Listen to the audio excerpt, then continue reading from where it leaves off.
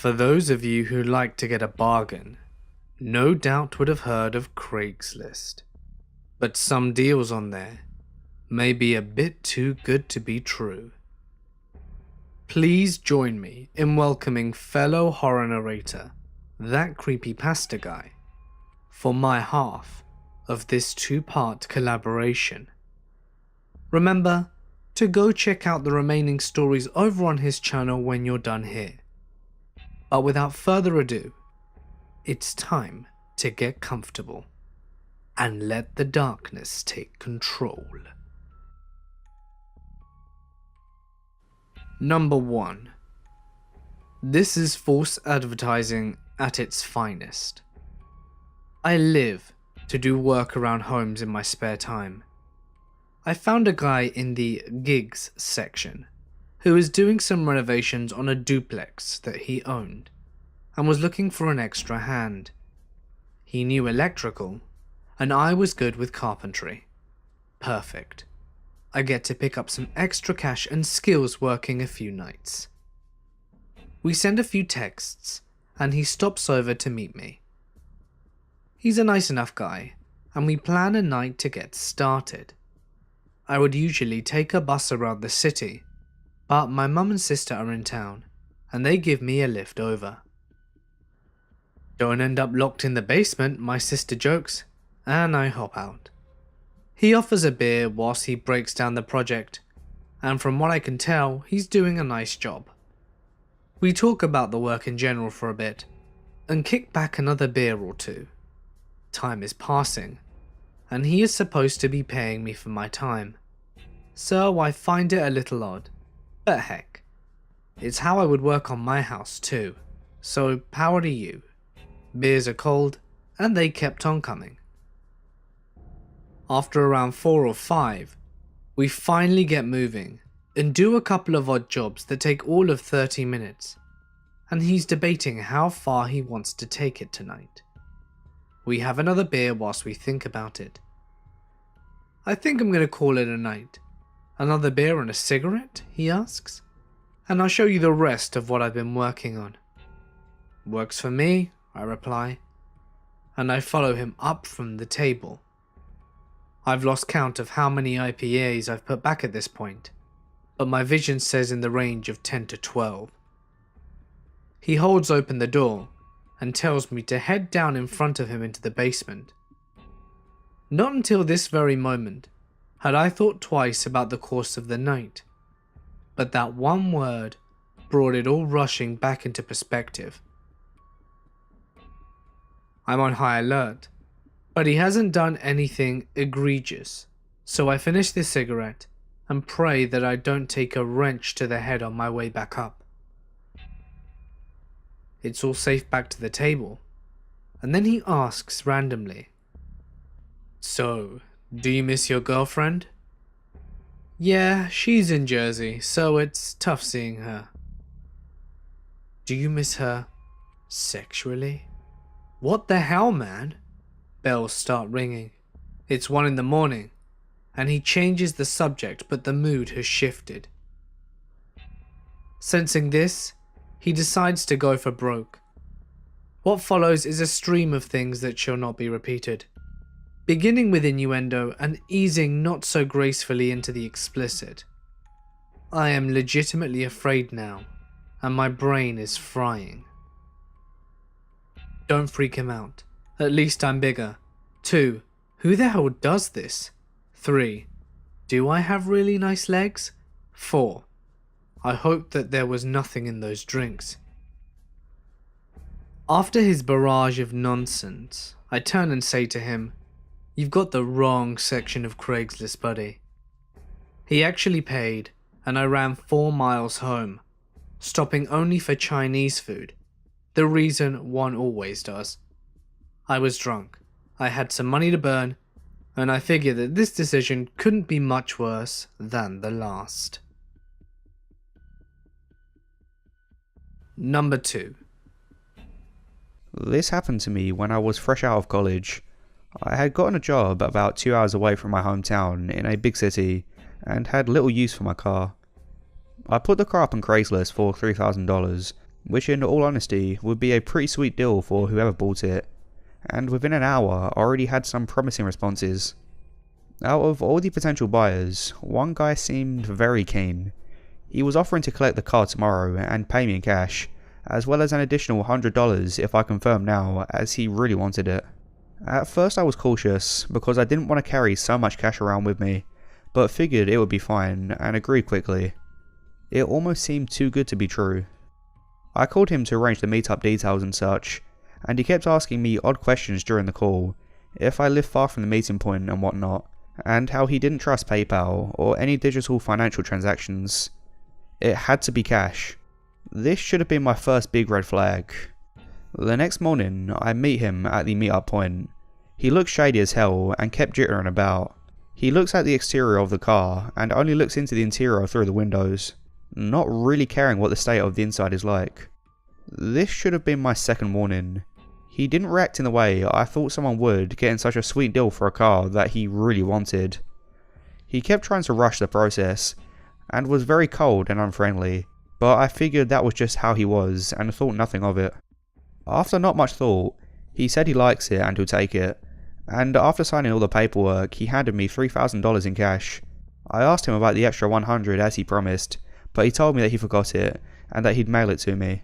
So that was it. I stuffed the envelope in my pocket and started walking home, feeling content that I was now holding the remainder of my mortgage deposit, but a little peeved that the guy promised his extra $100 but didn't deliver. About 10 minutes into my walk, and well over halfway home, I notice a car in the distance coming very close to the curb.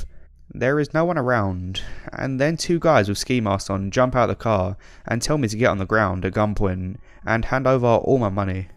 They retrieve the envelope and wallet and peel out there pretty much instantly. Obviously I'm extremely upset, and as I walk around whilst on the phone to the police, I find my wallet discarded on the side of the road. At that moment it all clicked. Obviously when I tried to call the guy back, the call didn't go through, and his account on Craigslist was no more. This was my first serious experience at being scammed big time. I just wish I could have been more careful and seen the signs. I felt like such an idiot, and I will never use Craigslist again. Number 3. My mother and stepfather are ranchers. They got a new work truck and put the old one up for sale. A lady from another rural area about 4 hours away was super interested, but gave numerous reasons why she wouldn't drive even halfway to get the truck. My stepfather is nice to a fault, so he convinced my mother to follow in a second vehicle that Saturday, so that he could drive the truck there. My mother is no fool, and this lady was already making her suspicious.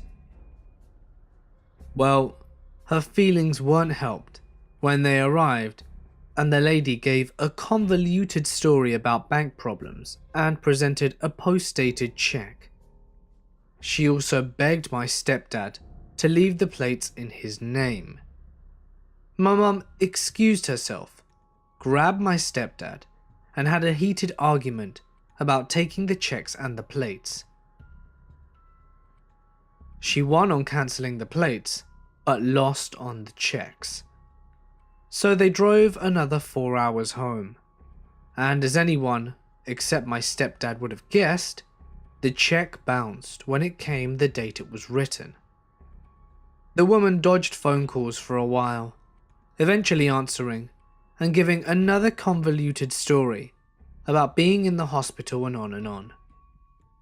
My stepfather, for once, stood his ground and told her that they would be taking back the truck. So they drove another 4 hours there, this time with a flatbed in case some parts were missing or something. No one answered the door at the property, and they found the truck in a shed and loaded it up. My stepfather had tried to keep my mum from saying what was on her mind, but whilst he was busy securing the load, she wrote something to the effect of, "Thanks for nothing. I really hope you enjoyed screwing around with us," and slipped the note under the door.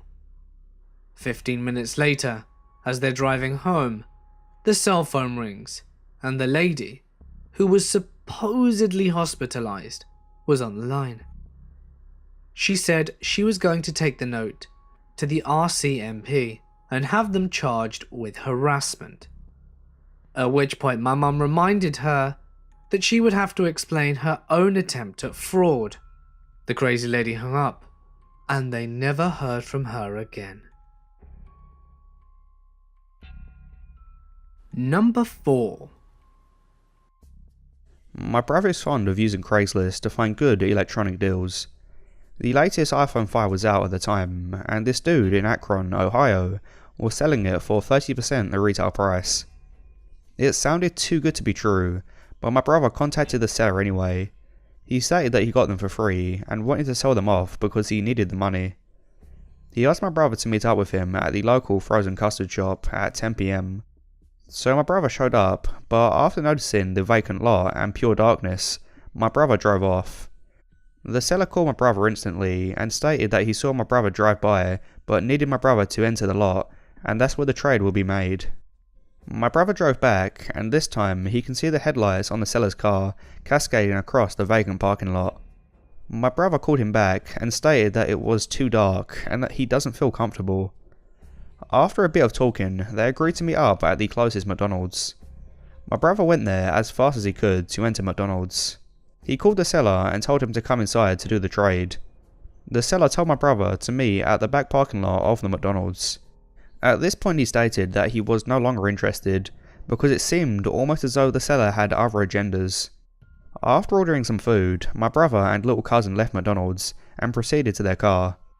Out of nowhere, this dude with a black mask on strangles my little cousin and shouted at my brother, "Give me all your money or he dies."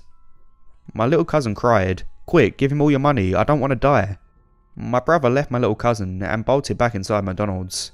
My brother called 911 and the employees locked all the doors. My little cousin was let off and he stayed by the door of the McDonald's until the cops showed up. Seemed kinda messed up to leave a young child outside alone, but everyone was afraid of the gunman hiding and infiltrating the place. My family stopped using Craigslist after that. Number 5. I needed a new roommate quickly, and eventually settled on this chick from Florida, who was moving out to San Diego. She initially came off as a little goofy and naive over the phone, but in person, she was just strange. She had no sense for personal boundaries, would eat all my food, use my laptop in my room when I wasn't home to go on plentyoffish.com, and would barge into my room when I had friends over to say the weirdest shit. All in the first week, mind you. Talk about making an impression. She did a ton of weird things in the month that she lived with me. She started hanging out with a co-worker from Subway, along with her co-worker's boyfriend, who just got out of jail, and 4 of his friends.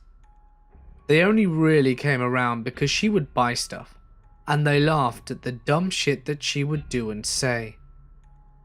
She would always leave the window cracked because she lost her keys a lot, and would talk about how she did it all the time. Anyway, her friends broke into the house, stole my TV, laptop, the smaller TV I had in my room, and this wedding dress that my aunt wanted me to sell on eBay for her, and a bunch of my DVDs and my prescription glasses. I mean, why? I call her freaking out, and she was just getting home, and said that she had called the cops on me because her broken laptop got stolen, and suggested that I took all my stuff out of the apartment to steal her crappy broken laptop. The cops came and pulled me aside and told me that she seemed unstable, and suggested that I don't use Craigslist anymore for roommates. I had her backed against the wall and was screaming at her with my finger in her face when the cops walked in. I thought I was screwed when they saw that, but after talking to her for all of 5 minutes, they seemed to understand my frustration with her. The cops just took down the stuff that was stolen, and I took her key away and put her one box of crap outside the apartment. I eventually got all my stuff back, because I made up some bullshit story about having hidden cameras, and I wouldn't show it to the cops if I got all my stuff back, and somehow it worked. Bonus story. I sold a guy some headphones on Craigslist. I had my boyfriend do the exchange because it was far closer to where he lives than where I lived. The guy who bought the headphones freaked out because he was expecting a female to do the exchange. He emailed me for days about betrayal of the agreement between the buyer and the seller because I didn't show up and be all female at him and shit. And you know what he did? He sent me his home address so that I could make it right by stopping by and settling this. Eventually, I threatened to call the cops and blocked him. No idea what he would have done if I'd have shown up in the first place, but I am so glad I didn't. My boyfriend said that he appeared normal, but a little bit squirrely. I'm pretty sure I'd be in a basement somewhere with squirrely, adding me to his human millipede.